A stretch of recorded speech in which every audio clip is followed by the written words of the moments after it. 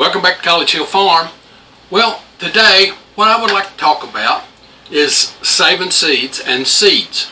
Now, it is February the 4th and we are looking at planting our first seeds February the 14th, and we'll plant those in pots right here in the basement under lights.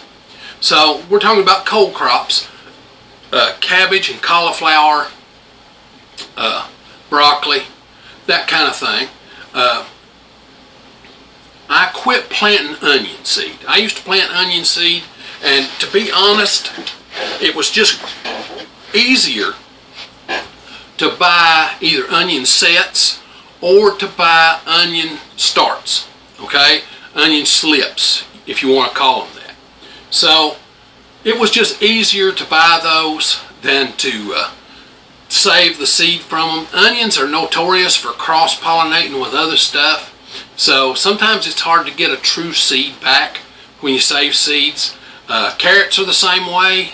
It's easier to buy seed than it is to save seed. If something happened in the middle, I try and buy my seed a year or two ahead. My local seed company, the local little place where I buy my seeds, is going out of business this year. So I made a stop. Let me show you the haul I made. Now, this year I always plant candy corn. And I have planted Silver Queen in years past. I've planted Bodacious. I've planted all kinds of different ones. But candy corn has always been my favorite sweet corn. Now, it is a hybrid sweet corn.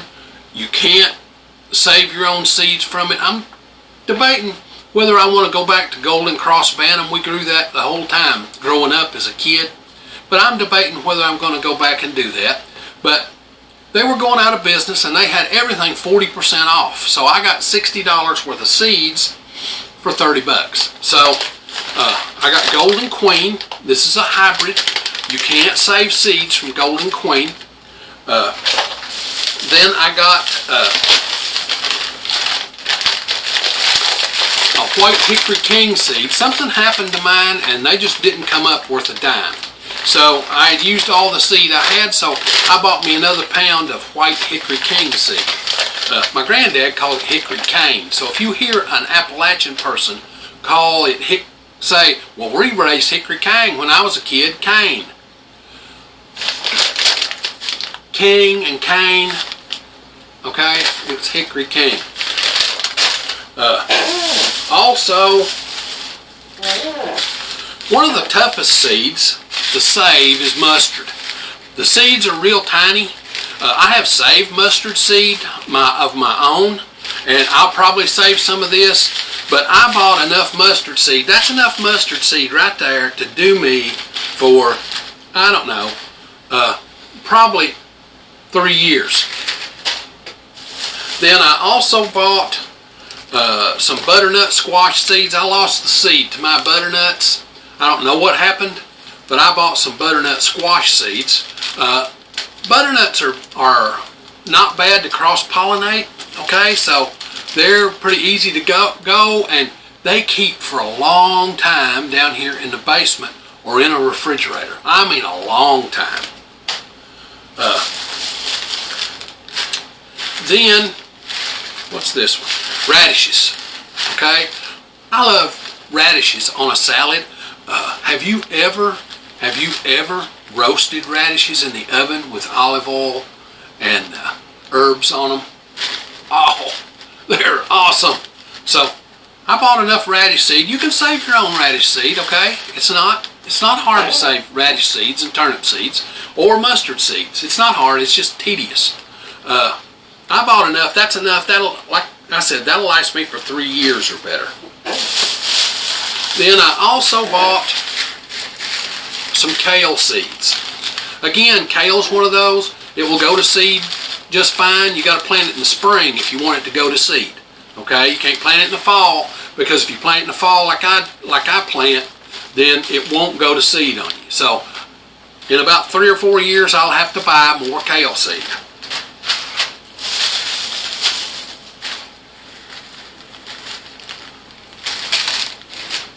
Oh, here's the white top radishes. I bought those two. These other radishes were the long ones. These are the white tops. They're kind of like a globe. They're littler, but they taste sharp. They're a little sharper than these. Oh, they're so good roasted. If the sweetness comes out of them. And then right here, I bought some black-seeded Simpson. Okay? Black-seeded Simpson is a type of lettuce. I buy a mesclun mix, which is a multi-variable type, and I mix in mostly black-seeded Simpson, but there's also Butter Crunch, and there's a whole bunch of different lettuces in that mesclun mix. And I take an ounce of mesclun mix and about 2 ounces of black-seeded Simpson, and oh, it makes a great salad mix. Then I bought some other stuff. This year I wanted to do something different. I bought a yellow pear tomato that I want to try out. This is an heirloom tomato. I bought an heirloom so that I could save the seeds back if I liked it. I try and plant these away from any other tomatoes. Tomatoes are pretty much self-fertile, so it's easy to save the seeds. They're generally pollinated before they get in. Now, I bought 4 packs of Roma hybrids. Roma tomatoes, if I've got an heirloom Roma tomato, it tends to get wilt on this property. So I buy these and a package plants makes, it's probably 50 seeds in here, or 100. So it makes a whole lot of tomatoes, and I don't have to buy plants. I raise my own. You'll see that. Then I bought some carrots, some Denver's 126. I bought some summer squash to freshen up my summer squash and give it a little genetic diversity. I bought a zucchini, a dark gray zucchini, and a early straight neck squash. Of course, I bought some cantaloupe seeds. I've never had luck saving cantaloupe seeds and have it come back as good as the cantaloupe. I don't know what that is. I'm going to add some new straight 8s in with the straight 8s I've got saved to add a little genetic diversity. That'll help me for the next 10 years. And again, crook neck squash, and again more carrot seeds and more cucumber seeds. So sometimes you need to add a little cucumbers to what you've got. Like cucumbers have a tendency to you just plant, I don't know, in a year you might only plant 8 plants, and there's not enough genetic diversity there to carry you 10 years down the road.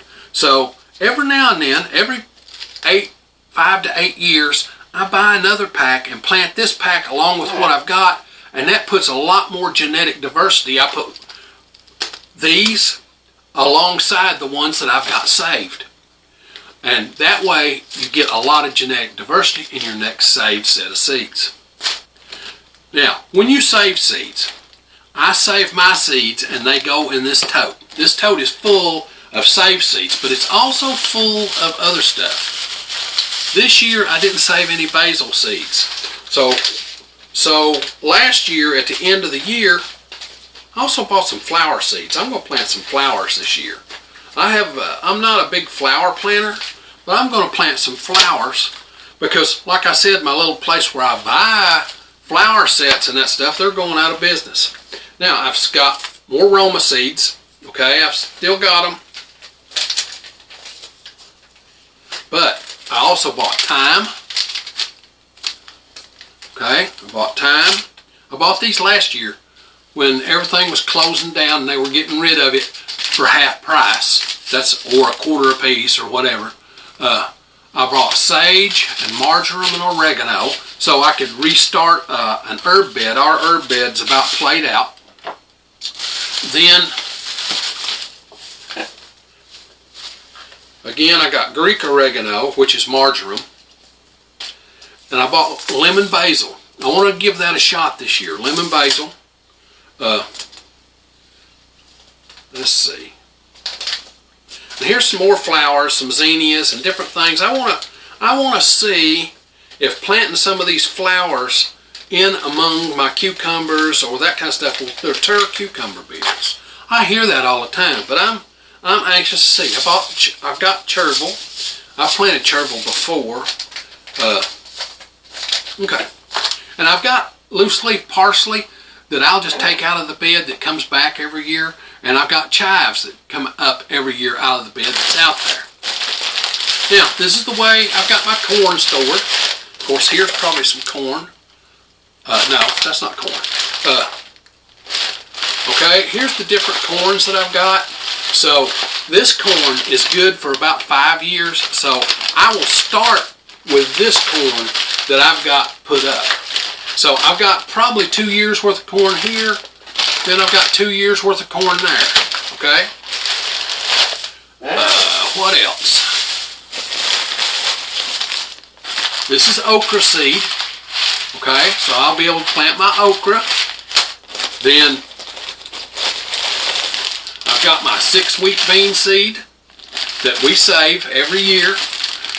I've had this bean saved from all the way back when I was a child. This bean has been in my family for 90 years, I guess. We call it a 6-week bean. Some people tell me it's an Old Joe Clark bean, but these are a lighter color than an Old Joe Clark bean, so I don't know if they are or not. We've just had them so long, maybe they're just lightened up over the years. Then I've got some white half runners that I saved back in 2023. They'll be just fine in 2025. They'll also be fine in 2027. But I always plant a row or two of these. Then I've got white greasy beans. These are from 2020, so I'll definitely have to save greasy bean seeds this year. I may have some newer ones, but I'll plant the old ones first. And I've got seed packets everywhere, okay? Straight 8 cucumbers from 2023. And then more cucumber seeds. Cherokee purple seeds. You can save them in an envelope like this. They'll save just fine in an envelope, just like that. And they'll be viable. On our website, on the College Hill Farm Facebook page, you will find a list of how long your home safe seeds are viable. Okay? Here, there's our sunflower seeds. Okay? That's our sunflower seeds. I'll need to save again this year because I'll use about half of these planting them. And I'll give some to my neighbors. Now, here's our broccoli seeds. So, I think this is the last year for them. I'll either have to buy broccoli seeds or I'll have to save broccoli seeds. Let broccoli bolt and let it go to seed, and then, okay, I can do that. That's cucumbers. What do we got here? Some things are in bags, some things are not in bags. This is the way when you home save something, that's what it looks like. This is beets. Okay, I home save these. They're beet seeds. And then I've got just a few collard seeds left. It's my home save seeds right here. Mustard seeds and purple top turnips. I may have to buy some turnip seed this year. Let's see. Anything else? Oh, we've got red beans called red cranberry beans. Okay. White half runners. It's just simple to save your seed in just a package like this. Okay, you can save them and plant them, and what happens if they don't come up good? You just plant some more. And then know that you need to save seed, because there'll become a time when they just die out. Okay, so that's all there is. Once you've planted an heirloom variety, you can save seed from it. okay, over and over and over. Like I said, these seeds have been in my family. These and these have been in my family, as well as speckled greasies, since the 1920s. Okay, I guess that's 100 years. So they've been in my family a long time. And we've just saved seeds over the years, over and over and over. It passed down from my grandmother and grandfather to mom and dad to me. Okay, and it may have came from their parents. I don't know. Okay, I don't know past my grandfather. I don't know. So, saving seed is a big part of homesteading. If you want to get closer to sustainability, being self-sustainable is a myth. You can't be self-sustainable. Okay, being self-sustainable is a myth. Okay, you can't be self-sustainable. You can be more sustainable if you save your own seeds. If something happens, I've got enough seeds saved up to do us for 4, 5, 6 years. And but you know, there are things that you may not be able to propagate. So that's just where we're at. I've got seeds enough saved up. You'll see how I bed our tomatoes. I bed tomatoes, I bed other things, and then I take them out and plant them out in the garden. Okay, and you'll see how we do that. I bed sweet potatoes. Yeah, that's a thing. It's a skill that all homesteaders really ought to have. So be certain to come on out to the channel and watch. We do all kinds of stuff. Saving seeds is one of them. I'm going to have to get a bigger tote, I think. It looks like my tote is getting too small for my seed hoard. Or I need to get in here and clean out the seeds that are past their prime. Okay, that's something you probably have to do ever so often. I probably have done that in the last 10 years twice. I've gone through and got out seeds that are beyond their prime. Sometimes I'll buy a packet of seeds over at the dollar store. They'll have them for $0.25 or a dime a piece, and you can get 10 for $1. And I'll buy 10 or 12 packages of something, and we don't use it for 4, 5, 6 years, 7, and you know that those seeds are not going to come up good. So I don't worry about that. Now I'll show you how to do paper towel germination in an upcoming video when we get ready to plant our stuff under the lights, our cold crops. When we get ready to do that, I'll show you paper towel germination, how we plant those, and how we propagate them, and then how to use the lights. And I just use regular fluorescent shop lights. Okay, I've used them for years, and they are just excellent for that. LED shop lights do not do good for growing plants, and I don't know what it is. I don't know if it's the amount of energy they emit or what, or the wavelength of light they emit. I don't know what it is, but they do not do as good as those fluorescent shop lights. So those are all things that I show you on the homestead. I show you how to garden without having to bend over. I show you how to harvest without bending as much because, you know, I've got multiple sclerosis and a bad back, so I can't do that like I used to when I was a young man. So if you like this stuff, this homesteading, do-it-yourself kind of thing, be certain to come on out to the channel and subscribe. We do this homestead stuff every week, sometimes 1, sometimes 5 videos. Just depends on what's going on in the homestead that week. Now if you hit the little bell, it'll be right up here. It'll notify you when we upload a video. We upload on Mondays, Tuesdays, and Sundays. But in the wintertime, we're only uploading about 2 videos a week because there's just not a lot going on in the homestead. Now, it's time for me to get on to the next thing. I love you all.